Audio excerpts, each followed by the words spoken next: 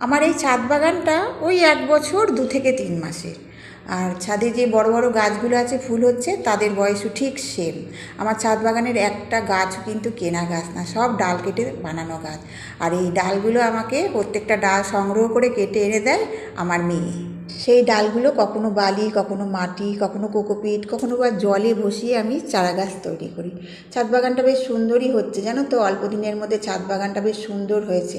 ওই বলে না, নিজের নজরই নিজের লাগে। 2 দিন আগে এসে না কিছু হনুমান এসে আমার ছাদ বাগানে অনেক ধরনের জবা গাছ আছে, সেই জবা গাছের কুড়িগুলো করে ধুয়ে মুছে খেয়ে চলে গিয়েছে। আর যে গাছগুলো থেকে আমি ফুল তুলছি সেই গাছগুলো একটু ছোট ছোট, তো মানে আমাদের ছাদের পাঁচিলটা উঁচু, মানে নিচু হয়ে খেতে কষ্ট হয়েছে বলে ওইগুলো রেখে গিয়েছে। আজকে স্থলপদ্ম গাছ থেকে মাত্র আমি 3টে স্থলপদ্ম পেলাম। আর এই স্থলপদ্ম গাছ থেকে এক একদিন আমি 10টা 12টা করে স্থলপদ্ম তুলেছি। কারণ মোটা মোটা যে বড় বড় কুড়িগুলো সেগুলো ওনারা সেবা দিয়ে গিয়েছেন, মানে খেয়ে চলে গিয়েছেন।